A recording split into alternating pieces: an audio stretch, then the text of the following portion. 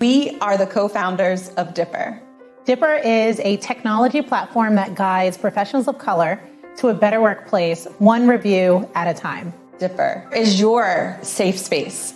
It is the time for you to share your voice with a community that you are a part of. Visit us and join today at ourdipper.com. Welcome. Hi. Hi.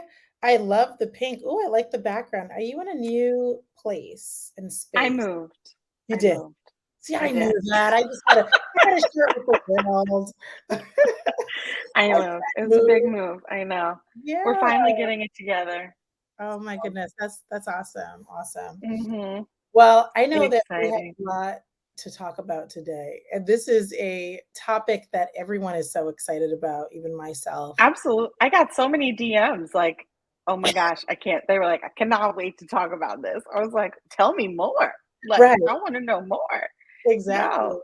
But before we even start off and we dive into this critical conversation that we need to have today, please, everyone, head to ourdipper.com right now.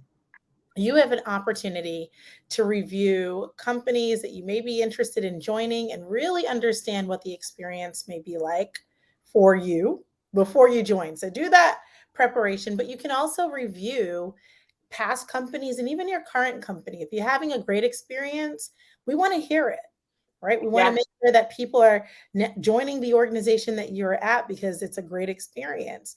If you're having a terrible experience, we want to know that too. If it's indifferent, we want to know all of it, right?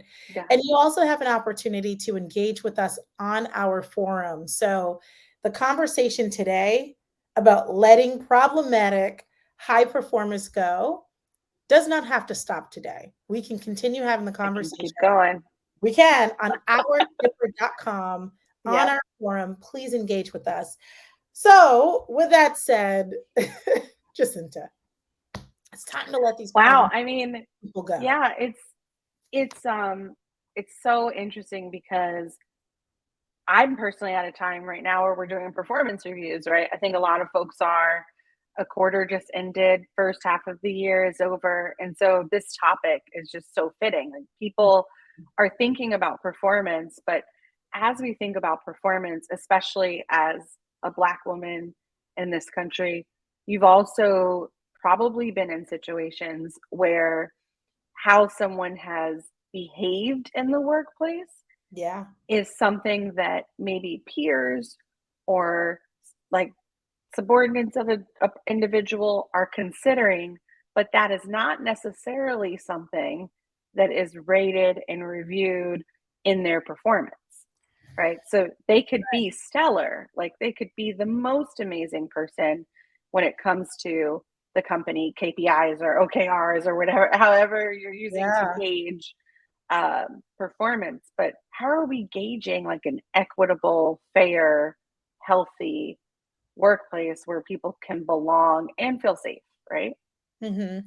No, you're spot on with that. And I often, many clients ask me, well, Netta, how do we know if someone is problematic, right? Mm-hmm. They're performing so well. And I'm like, well, you have to take a step back and think about, and also reflect on how many people left that person's team. Is that person, does that person have a senior level title? Are they a leader, right? Who's leaving? What's the demographic or the identities of those individuals? Why? Go back, look at those exit interviews as well. Why did they leave? And what type of trauma have they caused for those individuals? Mm-hmm. That's so important because I think the biggest thing about it is you can be amazing at your job. That's great, right? You're amazing at your responsibilities. But the second you start adding a level of trauma to someone else's life, because you're all about you and you really don't have a level of empathy or you don't care about others around you and how you treat them, that's when you have to go. And oftentimes, it's almost like you need a shitty behavior score. Yeah, well, exactly. Behavior scores. That's what we need. has But this person often, exhibited yeah, shitty behavior that has negatively impacted the individuals around them? no, it's so true. It's so true. And oftentimes I think what's so perplexing for me is these people are left in the organization and they climb Yeah. and they're promoted and they reach to the top. And once they get to the top, they create this culture of minions that behave just like them Yeah. and disrupt Yeah. other people's lives. And oftentimes I think, you know, those folks that are problematic, they don't think about or reflect on that people have outside lives. So it's not just Hmm. work, but people are coming in with various things that they're navigating, societal issues that they're navigating, children, health related issues, so many different dynamics that they are navigating that they Yeah. then put to the side to exist, to do their jobs. And then they have that added layer of stress and that has to be Yeah. Yeah, and I feel like, Svetlana, you made an excellent comment that I completely agree with. You said, "Is it about dealing with people and who is the leader? What is the leading style?" Right? Mhm. And it's kind of mirrors what you just mentioned, Netta, and that it does start at the top. Like it is behavior, and that's why we as managers, like if you are a person who is a manager, if you are an executive or leader, you especially Mhm. have a responsibility to exhibit behavior that almost complements the performance that you're giving to the business, right? Like, Mhm. and start part of it, like just speaking of personal experience, happened a couple weeks ago. You got to own your shit. Like Yeah. when you say or do something that, like, we're not asking for perfection. I think that's what a lot of times where people get hesitant when they think about DEI or we talk about belonging in the workplace. It's like, y'all are asking for too much. You're asking for, no, we're not asking for perfection. We're just asking for ownership of things you may say or do that impact others in a harmful way or create a negative space for people. And as a manager, I feel like I have a responsibility to create a space where people feel they are emotionally safe to talk about what's happening. Because you mentioned, how do you know when someone's performance is problematic? In my experience, the best way I knew is, one, I either witnessed it with my own two eyes, two, someone told me, Mhm. someone told me. And sometimes the person who told me it wasn't forthcoming. I think someone talked about being too emotional. I observed their discomfort in a situation, found a place where found a place in space where, like, could they feel comfortable to talk to me, created that opportunity. And then I learned that, they were upset because someone made a reference about African Americans that was culturally insensitive, and they were very offended and actually no longer wanted to even work with the person. Yeah. Yeah. Yeah. Someone brought up a really good point, and, she says here, absolutely, and it's because of them choosing to not be happy with themselves. And I really wanna Mm-hmm. hone in to that for a second. When one is not happy with themselves, they will perpetuate and they will project that upon other people. And so for those problematic people, I wanna shout out to you and say, "You need support." Right? Mm-hmm. To seek the support, and you really need to deeply reflect on what is internally bothering you that allows you to perpetuate and have this existing behavior towards others, especially within the workplace. And Yeah. it's funny because oftentimes, when I hear folks say, well, I came from this particular industry, and at this industry, here's how we acted.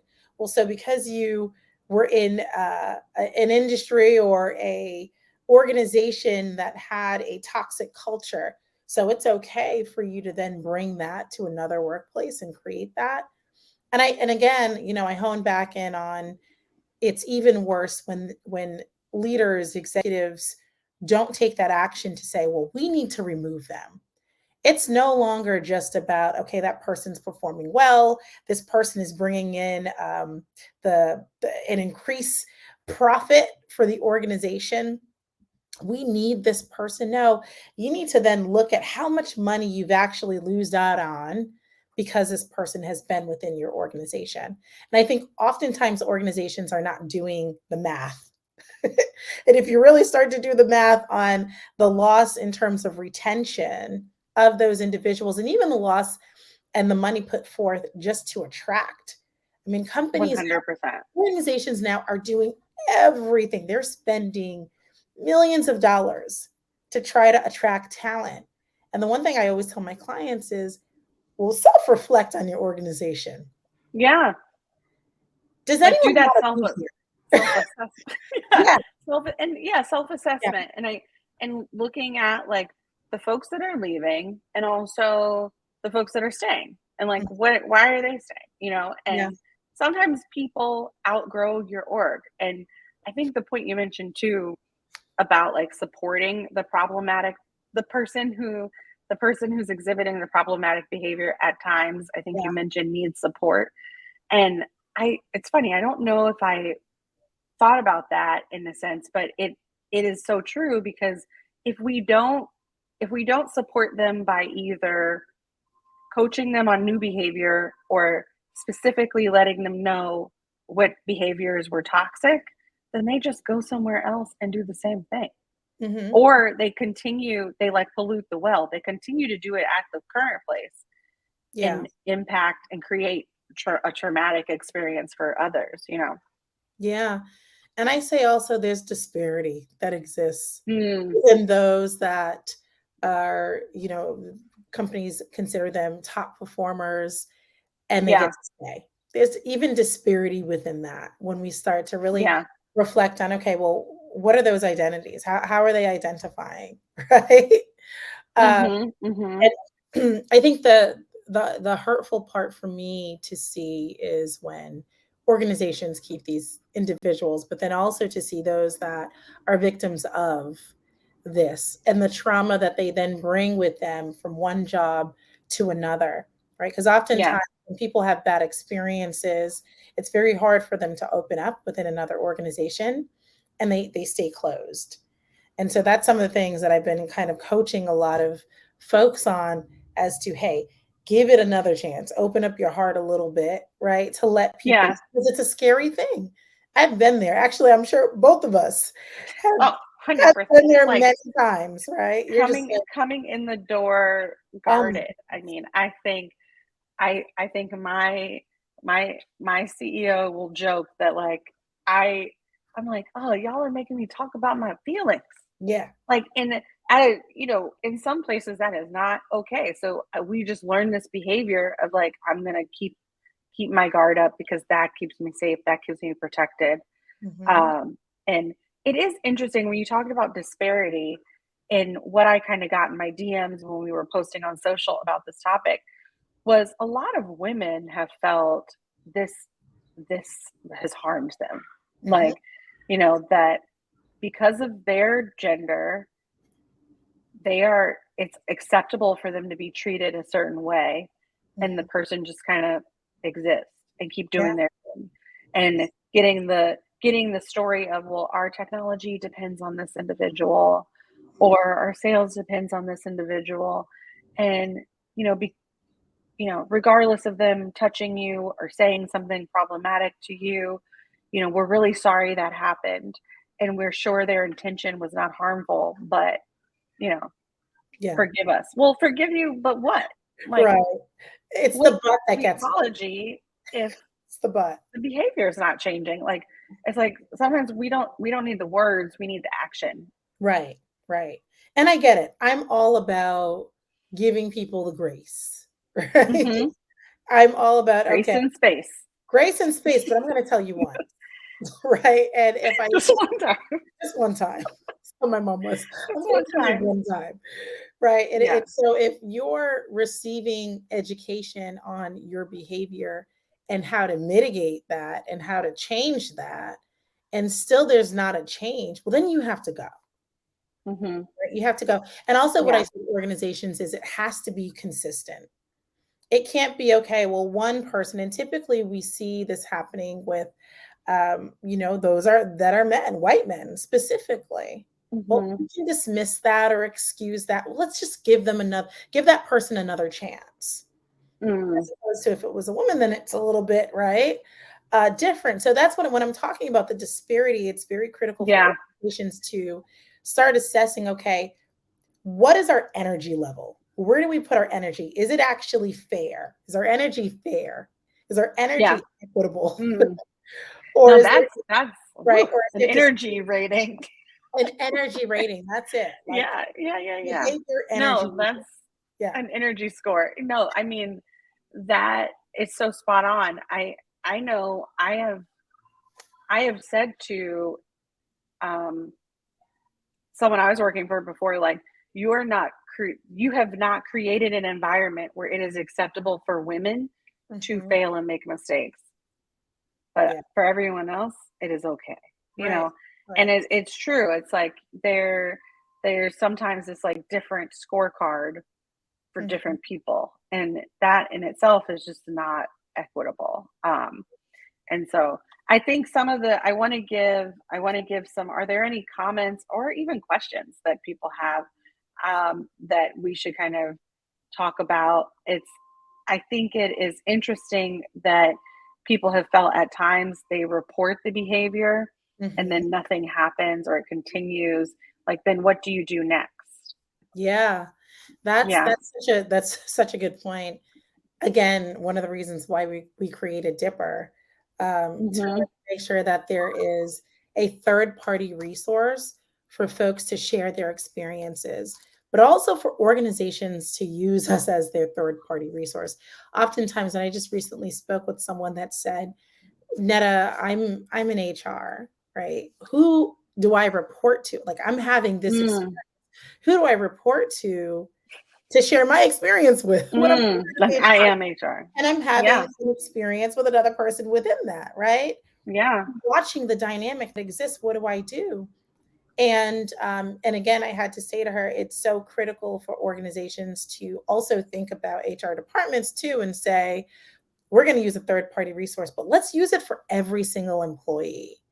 Not Hmm. everyone is going to feel comfortable sharing with their human resource department. We already Yeah. know, right? The feelings that people get about it, they don't fully trust, right? Yeah. It's kind of across the board. So really providing that outside company that will come in and be able to assess, be able to hear, and also be able to be very frank and honest and say, here is what's happening based on the data that we've received, and here's what needs to be done, Hmm. right? And when a company acts, like we talk about like when they're not doing anything, but when they act, like magical things happen. They Like do. your leaders, your leaders feel empowered. Yeah. They feel like a greater sense of safety. Feel a greater sense of like ownership in building this energy, the environment that they work in, and they feel heard and seen. Like that, I mean, some I've even seen where that drove people to tears. They were just like, "Thank you for seeing me, hearing me, observing the things." And sometimes you as a leader don't even need to have a one-on-one conversation. Like I once had a CFO, like it was not his style to have like a one-on-one with folks to how are you doing? But he observed everything and Mhm. would often make recommendations and actions based on those observations that were better for the whole company and for the people in the company. And Yeah. so that is just taking that action creates this space where people feel okay to thrive and they feel a bit protected. Yeah. Um, and they'll refer people to come work there, which helps reduce your hiring costs and Yeah, recruiting costs and everything. Yeah, it sure does. And I have so much respect for leaders that take action in the moment, not later. 100%. Don't come and ask me. Don't wait 2 weeks. Don't be waiting no 2 weeks. Don't ask me after I've been microaggressed or after the experience. How are you feeling now? Well, I'm feeling traumatized now, right? Yeah. But in the moment, I had a leader one time and I had to provide a presentation. There were other executives within the room. They were not listening, right? Mm, He literally stopped in the middle of that meeting and he said to each of those executives, he said, she is speaking right now. We don't know about this topic, right? She's an expert and a leader in this. We need to be listening to her. When I tell you, Jacinta, he shut it down so hard. I have never experienced anything like that until it actually happened. And still to this day, it's something that I talk about because it was literally career changing for me. I watched my career propel. I watched the level of respect. I watched the level of trust when I stepped in the room, and even my relationship with him.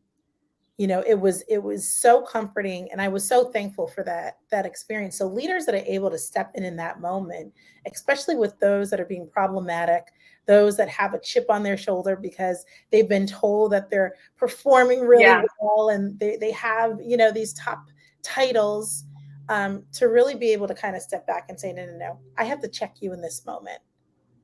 Right now. Yes. Right now. And those behaviors shifted drastically.